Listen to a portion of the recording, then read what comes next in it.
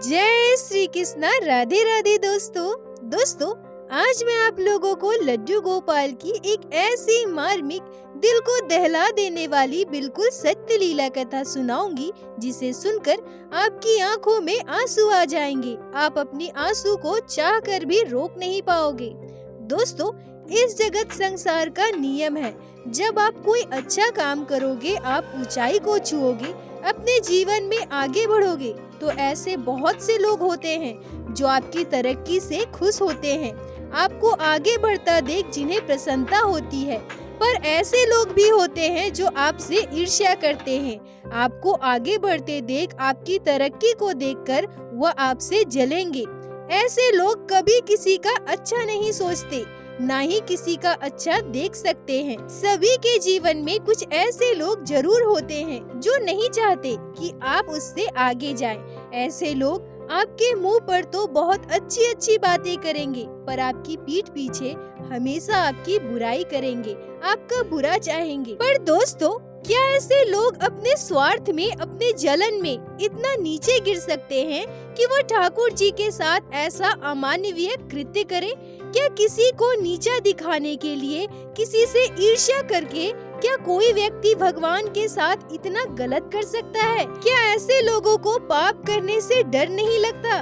क्या उन्हें इस बात का आभास नहीं है कि जिनके साथ वो इतना अभद्र व्यवहार कर रहे हैं, वो ठाकुर जी स्वयं श्री नारायण श्री कृष्ण के बाल स्वरूप है? ऐसे लोगों को यह भी भय नहीं लगता कि उनके द्वारा किए गए पाप का, कर्मों का उन्हें क्या फल भोगना पड़ेगा? क्या हमारे ठाकुर जी ऐसे लोगों को माफ कर देते हैं? क्या हमारे लड्डू गोपाल ऐसे लोगों को उनकी किए की सजा नहीं देते? आज ऐसे ही एक सत्य लीला कथा आप सभी को मैं सुनाऊंगी, जिसे सुनकर आपकी रूह कांप जाएगी। लड्डू गोपाल के लिए आपकी आंखें नम हो जाएंगी। दोस्तों, वीडियो थोड़ी लंबी होगी, पर कृपया कर वीडियो को पूरा अवश्य देखिएगा, तभी आप आज के इस कुकृत्य घटना को पूरी तरह से समझ पाओगे। दोस्तों, आज की यह लीला कथा हमारे साथ शेयर की है कोलकाता में रहने वाली नेहा भट्टाचार्य जी ने। नेहा जी हमसे कहती हैं कि मेरे परिवार में वर्षों से लड्डू गोपाल की सेवा होती है। मैंने अपनी मम्मी को लड्डू गोपाल की सेवा बड़े ही प्यार से करते हुए देखा है। मैं बचपन से ही बाल गोपाल से प्रेम करने लगी। उनके लिए मेरे मन में अपार भक्ति और श्रद्धा है। मैं भी अपने मम्मी के साथ लड्डू गोपाल की सेवा किया करती थी। हम 2 भाई बहन हैं। हमारा मध्य वर्गीय परिवार है। मेरे पापा बाजार में फल का ठेला लगाते हैं। इस आमदनी से ही हमारा परिवार चलता है। हम बहुत ज्यादा अमीर तो नहीं थे, पर मेरे पापा फल बेचकर ही हम दोनों भाई बहन को पढ़ाया लिखाया। हमें कभी किसी चीज की कमी नहीं महसूस होने दी, और यह सब हमारे लड्डू गोपाल की कृपा से ही संभव है। नेहा जी कहती है कि जब मैं BA सेकेंड ईयर में थी, तब मेरे लिए एक रिश्ता आया। क्योंकि सामने से रिश्ता आया था और उनकी कोई दहेज की मांग भी नहीं थी, इसलिए मेरे मम्मी पापा ने शादी के लिए हाँ कर दी। मेरा ससुराल भी पश्चिम बंगाल के मेदिनीपुर में है। मेरी शादी को 13 साल हो गए हैं। मेरे ससुराल वाले भी बहुत ज्यादा अमीर नहीं थे। मेरे हस्बैंड फेरी का काम करते थे। गांव-गांव साइकिल पर घूमकर साड़ियाँ बेचा करते थे। मेरे ससुराल में मेरी सासू माँ, मेरे ससुर जी, मेरे हस्बैंड और मेरा एक देवर है। जब मेरी शादी हुई थी, उस समय मेरा देवर पढ़ाई करता था। मेरे मायके में भी मैंने कोई बहुत अच्छा जीवन तो नहीं जिया है, पर इससे भी दुखद बात यह थी कि मेरे ससुराल में और भी अभाव था। मेरे ससुर जी अक्सर बीमार रहते थे और इस वजह से वो कोई काम भी नहीं कर पाते थे। पूरे घर की जिम्मेदारी मेरे हस्बैंड पर थी। गांव-गांव साइकिल पर घूमकर वो साड़ी बेचकर बहुत कम पैसे कमा पाते थे। मैं अपने मायके में जैसा जीवन जिया करती थी, अपने ससुराल में उससे भी दुखद जीवन जी रही थी। पर मुझे धीरे धीरे सब चीजों की आदत पड़ गई। मैं सब कुछ मैनेज करके घर चलाती थी। मेरे ससुराल वाले भी अच्छे थे। शादी के 2 साल के बाद मेरी बेटी का जन्म हुआ। मेरी बेटी के जन्म के बाद खर्च और भी बढ़ गए। पैसों के अभाव में सब कुछ बहुत मुश्किल से मैनेज होता था। यह घटना आज से लगभग 9 साल पहले की है। मेरे मम्मी पापा को पूरी धाम जाना था, पर उनके सामने सबसे बड़ी समस्या यह थी कि वो लड्डू गोपाल की सेवा किसे देकर जाएं। हर जगह अपने साथ लड्डू गोपाल को साथ साथ लेकर घूमना उन्हें उचित नहीं लगता था। मेरे मायके से कॉल आया और मेरी मम्मी ने कहा कि नेहा, हम पूरी धाम जा रहे हैं और लड्डू गोपाल की सेवा करने के लिए यहाँ कोई भी नहीं है। तुम्हें तो बाल गोपाल की सेवा अच्छे से पता है ना, तो तुम एक काम करो, कुछ दिनों के लिए तुम ही लड्डू गोपाल की सेवा ले लो। मैं पूरी से वापस आकर लड्डू गोपाल को घर लेकर आऊंगी। नेहा जी कहती हैं कि मुझे तो मेरे बाल गोपाल से बहुत ही प्रेम था। अपनी शादी के बाद मैं लड्डू गोपाल को बहुत याद करती थी। यह पहली बार था जो लड्डू गोपाल मेरे ससुराल आ रहे थे। मैं यह सुनकर बहुत खुश हो गई और अपनी मम्मी से बोली कि हाँ मम्मी, आप लड्डू गोपाल को लेकर आइए, मैं उनकी सेवा कर लूंगी। फिर अगले दिन मेरे मम्मी पापा लड्डू गोपाल को लेकर हमारे घर आए। हमारे घर लड्डू गोपाल को रखकर वो लोग पूरी धाम चले गए। कुछ दिनों तक बाल गोपाल हमारे घर थे। हम लड्डू गोपाल की सेवा बड़े ही प्यार से करते थे। मेरी सासू माँ, मेरे ससुर जी सभी बाल गोपाल से बहुत प्रेम करते थे। मेरे हस्बैंड प्रतिदिन शाम को जब काम से वापस आते थे तो लड्डू गोपाल के लिए कोई न कोई फल या मिठाई जरूर लेकर आते थे। देखते ही देखते 8 दिन बीत गए और मेरे मम्मी पापा पूरी धाम से वापस आ गए। पूरी धाम से वापस आते ही मेरे मम्मी पापा दोनों हमारे घर आए, हमें प्रसाद दिया और लड्डू गोपाल को घर वापस ले गए। नेहा जी कहती हैं कि मात्र 8 दिनों में मेरे ससुराल वाले सभी को बाल गोपाल की ऐसी आदत हो गई कि लड्डू गोपाल के जाने के बाद हमारा घर बिल्कुल सूना हो गया था। सभी बाल गोपाल को बहुत याद करते थे। मेरी सासू माँ, मेरे ससुर जी, यहाँ तक कि मेरे देवर जी भी कहा करते थे कि लड्डू गोपाल के जाने से हमारा घर कितना सूना हो गया है ना। बाल गोपाल के बिना हमारा मंदिर बिल्कुल खाली हो गया था। तभी मेरी सासू माँ कहती है कि बहू, तुम्हारे मायके में तो लड्डू गोपाल की सेवा वर्षों से होती है ना, और तुम भी लड्डू गोपाल की सेवा कितने अच्छे से कर रही थी और तुम्हें सब कुछ पता भी है, तो क्या हम अपने घर भी लड्डू गोपाल लेकर आए? नेहा जी कहती है कि यह तो मेरे लिए बिल्कुल ही आश्चर्य करने वाली बात थी। मैंने कभी सपने में भी नहीं सोचा था कि लड्डू गोपाल मेरे ससुराल में भी विराजित होंगे और मुझे फिर से उनकी सेवा करने का सौभाग्य मिलेगा। मेरे सासू माँ की बात सुनकर मैं बहुत खुश हो जाती हूँ। हमारे घर में यह बात चली रही थी। ठीक उसी समय हमारे पड़ोस में रहने वाली एक चाची, जो हमारे अपने रिश्तेदार में ही थी, वो आती है और जब वो यह बात सुनती है कि हम अपने घर लड्डू गोपाल लाने वाले हैं, तो पता नहीं क्यों वो विचित्र तरीके से हंसने लगती है। वो कहती है कि हमें कभी भी दूसरों की देखा देखी नहीं करनी चाहिए। और आप लोगों को क्या लगता है, लड्डू गोपाल की सेवा करना आसान काम है क्या? उनकी सेवा के लिए समय होना चाहिए और साथ ही साथ कितने खर्चे हैं। उनकी एक एक पोशाक कितनी महंगी आती है और 4 पहर का भोग लगाओ, कुल मिलाकर बस खर्च ही खर्च है। वो मेरी सासू माँ से कहती है, आपका बेटा तो गांव-गांव घूमकर साड़ियाँ बेचता है, कितना कमा लेता होगा? बहुत मुश्किल से तो आपका घर चलता है और अब आप एक और झमेला लाना चाहती हैं। मेरी मानिए तो ये सब फिजूल के झमेले छोड़िए और अपने दिमाग से यह बात हटा दीजिए। नेहा जी कहती है कि मुझे उनकी हर एक बात बहुत चुभ रही थी, मुझे बहुत बुरा लग रहा था, मुझसे रहा नहीं गया। मैंने उनसे कह दिया कि ऐसा कुछ भी नहीं है चाची जी, मेरे मायके में भी लड्डू गोपाल की सेवा होती है और आपने तो देखा ही था, कुछ दिनों के लिए बाल गोपाल हमारे घर भी आए थे और 8 दिनों तक हमारे घर विराजित थे। उनकी सेवा करना बिल्कुल भी कठिन नहीं है और आप खर्च की बात कर रही हैं। जैसे मेरी बेटी है वैसे ही लड्डू गोपाल है। अगर मैं अपनी बेटी का खर्चा उठा सकती हूँ तो अपने लड्डू गोपाल का खर्चा क्यों नहीं उठा सकती? और मेरे बाल गोपाल को फल मिठाई की आवश्यकता नहीं है, वो तो बस भाव के भूखे हैं। तभी वह चाची झुंझलाकर कहती है, अगर हम लड्डू गोपाल की सेवा करना चाहें तो हमारे लिए बिल्कुल भी कठिन नहीं है, क्योंकि हमारे घर किसी चीज की कमी नहीं है। पर तुम लोगों के लिए यह बहुत बड़ी बात है। देख लो, मेरे मन में आया तो मैंने बोल दिया, अब आगे तुम्हारी मर्जी। यह कहकर वो हमारे घर से चली जाती है। मैं बहुत भावुक हो जाती हूँ, मन ही मन मुझे बहुत दुख होता है। अपनी सासू माँ की तरफ देखते ही मेरे आंखों में आंसू छलक जाते हैं। तभी मेरी सासू माँ मुझसे कहती है कि बहू, उनकी बातों का बुरा मत मानो, वो तो हमेशा ही हमसे जलती है। हम लड्डू गोपाल को अपने घर जरूर लाएंगे और ठाकुर जी ने चाहा तो हमारे दिन भी जरूर बदलेंगे। अगले कुछ दिनों के बाद एकादशी वाले दिन मेरी सासू माँ हमारे घर एक छोटे से बाल गोपाल को लेकर आई। हमने लड्डू गोपाल को पंचामृत से स्नान करके उन्हें सुंदर पोशाक पहनाया, उनका श्रृंगार किया और अपने घर विराजित किया। उसी दिन से हमारे घर लड्डू गोपाल की सेवा होने लगी।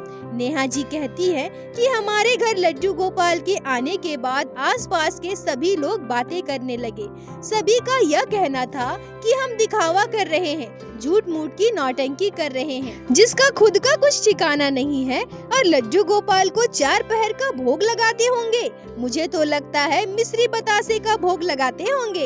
यह कहकर सभी हंसते थे, सभी मजाक उड़ाते थे, और यह सारी बात हम कई बार अपने कानों से सुन भी चुके हैं, पर हम कभी किसी का जवाब नहीं देते थे। हमें पता था कि अगर हम लड्डू गोपाल को फल मिठाई का भोग ना भी लगा पाए और सिर्फ मिश्री बतासे का ही भोग लगाए, फिर भी मेरे बाल गोपाल उसे स्वीकार करेंगे। पर एकाएक हमारी किस्मत बदल गई। हमारे जीवन में एक बहुत बड़ा चमत्कार हुआ। एक ऐसी आश्चर्य करने वाली घटना घटी जो हमारे जीवन में बस लड्डू गोपाल का चमत्कार ही था। लड्डू गोपाल को हमारे घर आए हुए मात्र 3 महीने हुए थे और हमारे जीवन में इतना बड़ा बदलाव आया। वैसे मेरे हस्बैंड फिजूल खर्च नहीं करते थे, पर पता नहीं क्यों उस दिन मेरे हस्बैंड ने एक लॉटरी खरीदा था, और यह साक्षात लड्डू गोपाल की कृपा थी कि उस लॉटरी में मेरे हस्बैंड को इतनी बड़ी धनराशि मिली। उन्हें 6 लाख का इनाम लगा था। हम जैसे गरीब परिवार जो प्रत्येक दिन 200-250 रुपए कमाते हैं, उसके लिए 6 लाख रुपए क्या मायने रखते हैं, ये आप सभी समझ सकते हैं। नेहा जी कहती हैं कि हमारी लॉटरी लगने की बात पूरे गांव में फैल गई। सभी आश्चर्य हो रहे थे कि हमें इतनी बड़ी धनराशि लॉटरी में मिली है, और साथ ही साथ पूरे गांव में यह भी बात फैल गई कि हम लड्डू गोपाल को अपने घर विराजित करे हैं और उनकी सेवा कर रहे हैं। इसी वजह से हमारे साथ इतना बड़ा चमत्कार हुआ है। लॉटरी के पैसों से मेरे हस्बैंड ने अपने व्यापार को बढ़ाया। उन्होंने मार्केट में एक दुकान किराए पर ली और वहां साड़ी का व्यवसाय शुरू किया। लड्डू गोपाल की कृपा से मेरे हस्बैंड का व्यापार भी अच्छे से चलने लगा। हमारे दिन बदलने लगे। 2 साल के अंदर अंदर हमने अपने कच्चे मकान को तुड़वाकर 3 कमरों का एक छोटा सा मकान बनवाया। मेरी बेटी भी 3.5-4 साल की हो चुकी थी। हमने उसका एडमिशन अच्छे स्कूल में करवाया, और यह सब लड्डू गोपाल की कृपा से ही हो रहा था। पर इसी बीच हमारे साथ एक ऐसी घटना घटी जिसे हमने कभी सोचा भी नहीं था। नेहा जी कहती है कि हमारे पश्चिम बंगाल में दुर्गा पूजा बड़े ही धूमधाम से मनाया जाता है। विजयदशमी की रात हम सभी एक दूसरे के घर जाकर बड़ों के पैर छूकर उनसे आशीर्वाद लेते हैं। रात के लगभग 9 बजे मेरे ससुर जी लेटे लेटे टीवी देख रहे थे। मेरे हस्बैंड और मेरे देवर जी दुर्गा पूजा के पंडाल की तरफ थे। मेरे सासू माँ, मैं और मेरी बेटी घर पर ही थी। मेरी बेटी अपने दादाजी के साथ टीवी देखते देखते सो चुकी थी। कुछ लोग हमारे घर आए थे मेरे ससुर जी और सासू माँ का आशीर्वाद लेने। थोड़ी देर के बाद मेरी सासू माँ मुझसे कहती है कि चलो बहू, हम भी आसपास के घरों में जाकर घूम आते हैं। यह कहकर मेरी सासू माँ ने मेरे ससुर जी से कहा कि दरवाजा खुला है, आप ध्यान रखिएगा। और लगभग आधा घंटे के बाद हम घर वापस आते हैं। मेरे सासू माँ मुझसे कहती है कि बहू, बहुत रात हो गई है, तुम जाकर लड्डू गोपाल को सुला दो। मैं लड्डू गोपाल को सुलाने अपने घर के मंदिर में जाती हूँ, और वहाँ पहुँचकर मैं जो देखती हूँ उसे देखकर मेरे होश उड़ जाते हैं। हमारे लड्डू गोपाल सिंहासन पर नहीं थे। मैं दौड़कर अपनी सासू माँ और ससुर जी के पास जाती हूँ और उन्हें बताती हूँ कि लड्डू गोपाल सिंहासन पर नहीं है। मेरे ससुर जी और मेरे सासू माँ भी दौड़कर हमारे घर के मंदिर में जाते हैं, और तीनों मिलकर यहाँ वहाँ हर एक जगह लड्डू गोपाल को ढूंढते हैं, पर मेरे बाल गोपाल हमें कहीं नहीं मिले। रात के 11:30 बज चुके थे। तब तक मेरे हस्बैंड और देवर जी भी घर आ जाते हैं। उन्हें भी जब इस बात का पता चलता है तो वो भी हैरान थे। मैं, मेरी सासू माँ बहुत दुखी थी। हमारी आंखों से आंसू आ रहे थे। हम यह समझ चुके थे कि हो ना हो कोई हमारे घर से लड्डू गोपाल को लेकर गया है, नहीं तो हमारे बाल गोपाल अपने आप कैसे गायब हो सकते हैं। पर इतनी रात को हम किससे पूछे, किसके घर ढूंढने जाएं?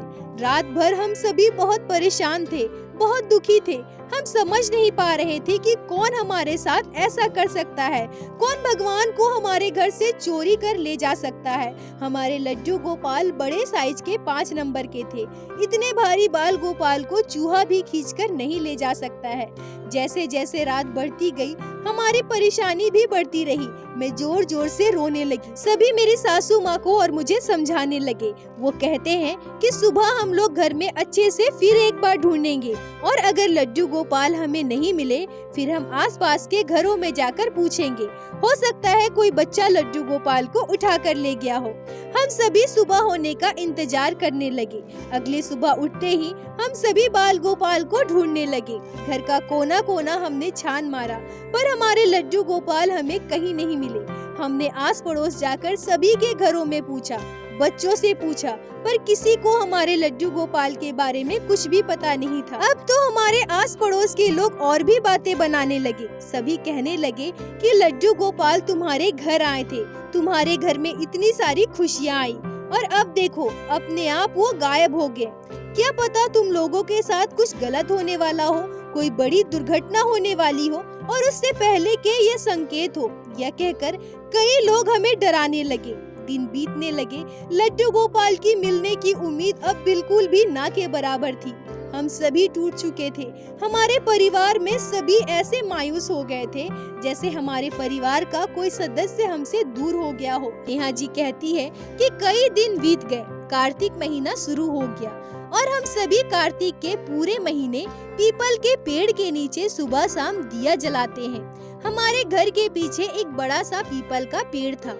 मैं और मेरी सासू माँ प्रत्येक दिन वहाँ जाकर दिया जलाते थे। कभी शाम को मैं चली जाती थी तो कभी सुबह को मेरी सासू माँ चली जाती थी। जिस दिन मैं पहली बार पीपल के पेड़ के नीचे दिया जलाने गई थी और मेरे हाथ में एक लोटा जल भी था, मैंने जैसे ही पीपल के पेड़ पर जल चढ़ाया और दिया जलाया, मेरे पूरे शरीर के रोंगटे खड़े हो गए। मैं समझ नहीं पाई कि ऐसा क्यों हो रहा है। मैं किसी को कुछ भी नहीं बताई। दिया जलाने के बाद मैं घर वापस आ गई। अगले 2-3 दिनों तक मेरी सासू माँ ही दिया जलाने जाया करती थी। उसके बाद एक शाम फिर मैं दिया जलाने गई। आज मुझे फिर से वैसा ही महसूस हुआ। मेरे शरीर के रोंगटे खड़े हो गए। मुझे ऐसा लगा कि यहाँ कुछ तो है जो मुझे कुछ अलग महसूस करवा रहा है। मैं घर आई तो मुझे कुछ भी अच्छा नहीं लग रहा था। मैंने अपनी सासू माँ से कहा कि मुझे ठीक नहीं लग रहा है, मैं थोड़ी देर लेट जाऊं क्या? नेहा जी कहती है कि मैं लेटे लेटे सोच रही थी कि मुझे वहाँ पीपल के पेड़ के नीचे वैसा क्यों महसूस हो रहा था। बार बार मुझे ऐसा क्यों लग रहा था कि वहाँ कुछ अलग है, और वहाँ से आने के बाद अचानक से मैं ऐसे उदास क्यों हो गई। ये सारी बातें सोचते सोचते मेरी आँख कब लग गई मुझे पता नहीं चला, और उसी समय मैं एक आश्चर्य करने वाला सपना देखती हूँ जिसे सुनकर आप सभी के रोंगटे खड़े हो जाएंगे। मैं अपने सपने में देखती हूँ कि वह चाची जो हमें लड्डू गोपाल की सेवा करने से मना कर रही थी, जो हमें गरीब गरीब कहकर हमारा मजाक उड़ा रही थी, उनके हाथ में हमारे लड्डू गोपाल हैं। मैं स्पष्ट देख पाती हूँ कि वो हमारे लड्डू गोपाल को लेकर उसी पेड़ के नीचे खड़ी है। नेहा जी कहती है कि इसके आगे मैं कुछ और देख पाती, कुछ समझ पाती, तुरंत मेरा सपना टूट जाता है। मैं उठकर बैठ जाती हूँ। मेरे दोनों आँखों से आंसू निकल रहे थे। मैं समझ नहीं पा रही थी कि ये सब क्या हो रहा है, मैं यह क्या देख रही हूँ। इतने दिनों के बाद पहली बार सपने में मेरे लड्डू गोपाल ने मुझे दर्शन दिए हैं। मेरे शरीर के रोंगटे खड़े हो गए। मैं रोने लगी। मैं तुरंत दौड़कर अपनी सासू माँ के पास जाती हूँ। मेरी सासू माँ सबको खाना खिला रही थी। मैं रोते हुए सभी को अपने सपने की बात बताती हूँ। सभी मेरी बात सुनकर हैरान हो जाते हैं। मेरे हस्बैंड कहते हैं कि वो चाची हमेशा ही हमसे जलती है। जब हमारे पास कुछ भी नहीं था तब भी वो हमारा मजाक उड़ाती थी, और अब जब हमारे हालात सुधरे हैं तो मुझे लगता है उन्हें अब भी हमसे बहुत जलन होती है। हो ना हो वही हमारे लड्डू गोपाल को कहीं लेकर गई है। नेहा जी कहती है कि तभी पता नहीं क्यों अचानक से मेरे मन में यह बात आती है कि 2 दिनों से जब मैं पीपल के पेड़ के पास दिया जलाने जाती थी तो मुझे अजीब सा क्यों महसूस हो रहा था, क्यों मुझे वहाँ एक अलग सा एहसास हो रहा था। मेरी सासू माँ पूरी बात सुनकर कहती है कि हमें उस पीपल के पेड़ के नीचे जाकर एक बार जरूर देखना चाहिए, क्या पता हमारे बाल गोपाल वही हो और तुम्हें वो संकेत दे रहे हो, और जब तुम उनका संकेत नहीं समझ पाई तो वो स्वयं तुम्हारे सपने में आ गए। अगले दिन सुबह सुबह 6 बजे मेरे हस्बैंड और मेरी सासू माँ पेड़ के पास जाते हैं और अच्छे से उस जगह को देखने लगते हैं। वहाँ से थोड़ी दूरी में एक कुत्ता था। अक्सर ठंड के मौसम में कुत्ते बहुत ज्यादा बच्चे देते हैं और अपने बच्चों को ठंड से बचाने के लिए अक्सर वो जमीन में गड्ढा करते हैं और उसी गड्ढे में अपने बच्चे को सुलाते हैं। ये अक्सर हमने अपने गांव में देखा है। कुत्ता अपने पैरों से जमीन की खुदाई कर रहा था। तभी मेरी सासू माँ की नजर वहाँ पड़ती है और मेरी सासू माँ देखती है कि कुत्ता अपने मुंह से किसी कपड़े को खींचकर बाहर निकाल रहा है। मेरी सासू माँ उस कपड़े को देखकर पहचान जाती है कि ये हमारे लड्डू गोपाल का पोशाक है। मेरी सासू माँ तुरंत भागते हुए कुत्ते के पास पहुँचती है और उस कुत्ते को वहाँ से भगाती है। फिर मेरे हस्बैंड उस जमीन को थोड़ा और खोदते हैं तो उसके अंदर से हमारे बाल गोपाल निकलते हैं। मेरी सासू माँ मेरे हस्बैंड की आंखें फटी की फटी रह जाती है। लड्डू गोपाल को जमीन के अंदर गाड़ दिया गया था। मेरी सासू माँ तुरंत लड्डू गोपाल को लेकर हमारे घर आती है। बाल गोपाल को उस अवस्था में देखकर हम अपनी आंखों के आंसू रोक नहीं पा रहे थे। मेरे लड्डू गोपाल पूरी तरह से मिट्टी में सने हुए थे। मेरी सासू माँ तुरंत लड्डू गोपाल को स्वच्छ जल से स्नान करवाती है। अच्छे से पोंछकर उन्हें पोशाक धारण करवाते हैं, उनका सुंदर श्रृंगार करते हैं, लड्डू गोपाल को भोग लगाते हैं। बाल गोपाल की यह अद्भुत लीला, ये कैसा चमत्कार था। हमें यह समझने में देर नहीं लगती कि लड्डू गोपाल को हो ना हो चाची ही जमीन के अंदर गाड़ दी होगी। शायद उन्हें इस बात का डर था कि उनके घर छोटे छोटे बच्चे हैं। अगर उनके घर के बच्चे लड्डू गोपाल को देख लेते तो शायद वो कहीं बाहर किसी को बता ना दे।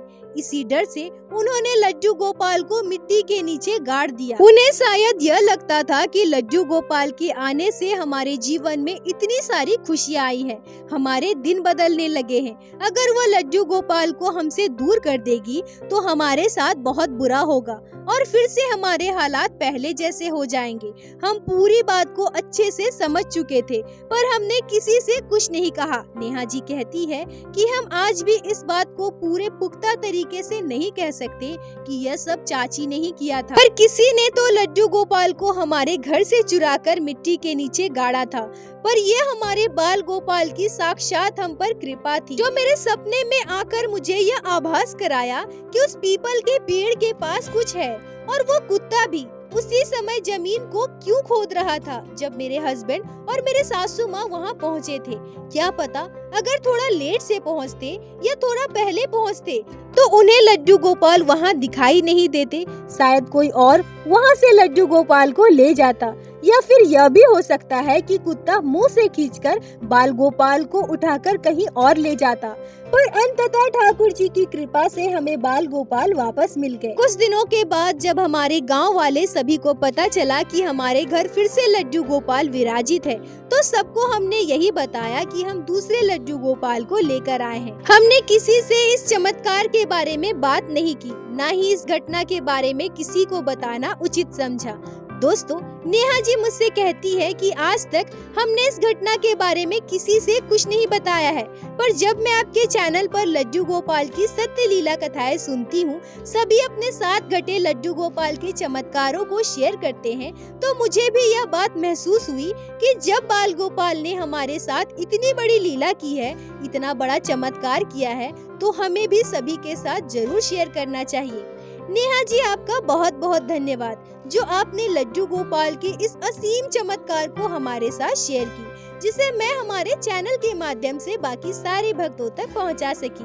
अपना साथ और प्यार ऐसे ही बनाए रखें। और दोस्तों, मेरे साथ एक बार प्रेम से कहिए, बोलो बाके बिहारी लाल की जय, लड्डू गोपाल की जय, जय जय श्री राधे।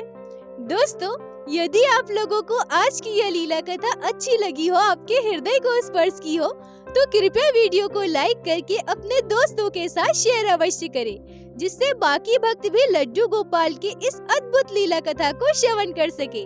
और हमारे चैनल को सब्सक्राइब करें, जिससे प्रतिदिन आप लोग हमारे चैनल पे श्री बाके बिहारी श्री लड्डू गोपाल की लीला कथा सुन सके। दोस्तों, यदि आपके जीवन में घटी हो कोई भी चमत्कारी घटना या लड्डू गोपाल ने कभी भी की हो कोई भी लीला जिसे आप हम सभी के साथ शेयर करना चाहते हैं, तो कृपया हमें इंस्टाग्राम पे मैसेज करें। हम आपसे कांटेक्ट करेंगे और आपकी उस लीला कथा को हमारे चैनल पे बाकी सारे भक्तों के साथ शेयर अवश्य करेंगे। लड्डू गोपाल की कृपा आप पर और आपके पूरे परिवार पर बनी रहे। राधे राधे दोस्तों।